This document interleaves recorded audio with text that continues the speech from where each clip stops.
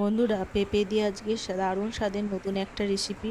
পুরোপুরি নতুন, কিন্তু খুবই সাধারণ, কিন্তু খেতে খুব অসাধারণ। পেঁপেটা এইভাবে কুড়িয়ে করে খাও, আশা করি গরম ভাতের সঙ্গে প্রথম পাতে দারুণ মজা।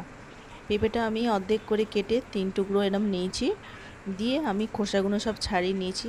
পেঁপের মাঝখানে যে আঁশ মতন একটু দানা দানা থাকে, সেটা একটা চামচের সাহায্যে সব বার করে নিচ্ছি। এই রেসিপিতে এগুলো থাকলে পরে আমার ভালো লাগবে না খেতে, আর বানাতেও অসুবিধা।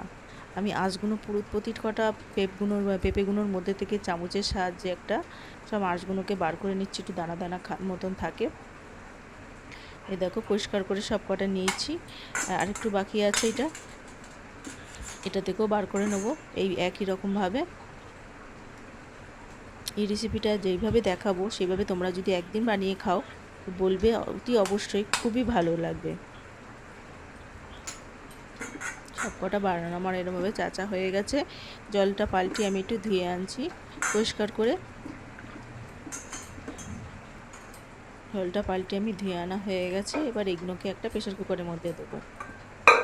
এগুলোকে এইভাবে প্রেশার কুকারের মধ্যে দিয়ে একটু সেদ্ধ করে নেব। এইভাবে আমরা রান্নাটা করলে খুবই টেস্ট লাগে। অল্প করে সামান্য জল দিচ্ছি, বেশি আমার জল লাগবে না এটা সেদ্ধ হওয়ার জন্য। 3টে সিটি হলেই আমার পেঁপেগুলো সব সেদ্ধ হয়ে যাবে। কাঁচা পেঁপের তো খুবই গুণ, তারপর যদি এরমভাবে খাওয়া যায়, বাচ্চারা বুঝতেও পারবে না যে ওরা পেঁপে খাচ্ছে। বাচ্চাদের খাওয়ানোর জন্য খুবই ভালো রেসিপি এইটা। বাচ্চারা চেটেপুটে খাবে একদম। গ্যাসে বসিয়ে দিলাম, 3টে সিটি আমার হয়ে গেছে। আমি গ্যাসে প্রেশার কুকার থেকে সিটিটা হাওয়াটা বার করে নিলাম। এবার সব কটা পেঁপে আমি একটা জায়গায় নামিয়ে নেব।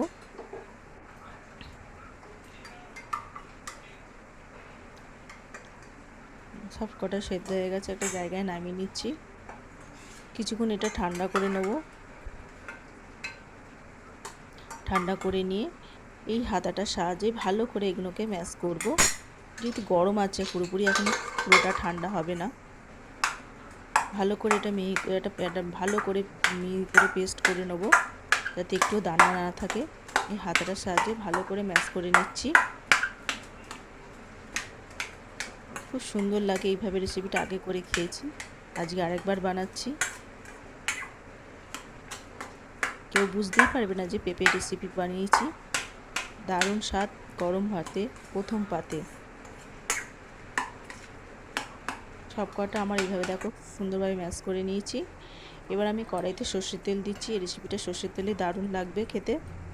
ভালো করে সর্ষের তেলটা গরম হতে দেবো। সর্ষের তেলটা আমার ভালোভাবে গরম হয়ে গেছে। একটা শুকনো লঙ্কা ভেজে তুলে রাখছি।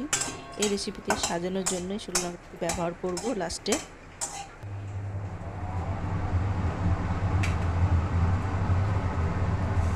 এই গরম তেলের মধ্যে অল্প সামান্য কালো সর্ষে ফোড়ন দেব। কালো সর্ষেটা একটুখানি ভাজা হয়ে গেলেই তার মধ্যে কুচনো পেঁয়াজ আর কুচনো রসুন দিয়ে দেবো, আর চেরা কাঁচা লঙ্কা। ভালো করে ভাজা করবো কিছুক্ষণ ভেজে নিয়ে তার মধ্যে দিয়ে দেবো সামান্য নুন আর হলুদ দিয়ে আরও কিছুক্ষণ ভাজবো এটাকে।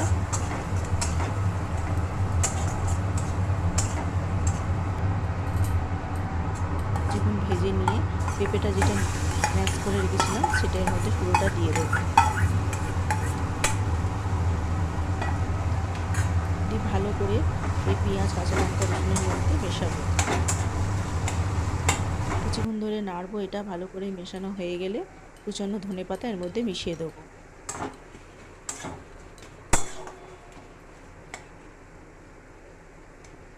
নামানোর কিছুক্ষণ আগে আমলকির চাটনিটা এর মধ্যে মিশিয়ে দেবো। কাঁচা আমলকি আমার ঘরে করে রাখা থাকে। কাঁচা লঙ্কা ও আমলকি দিয়ে নুন আর মিষ্টি দিয়ে সামান্য আমলকি চাটনিটা বানিয়ে রাখি। সময় সাপেক্ষে এটা আমরা ব্যবহার করে থাকি, খেয়ে থাকি।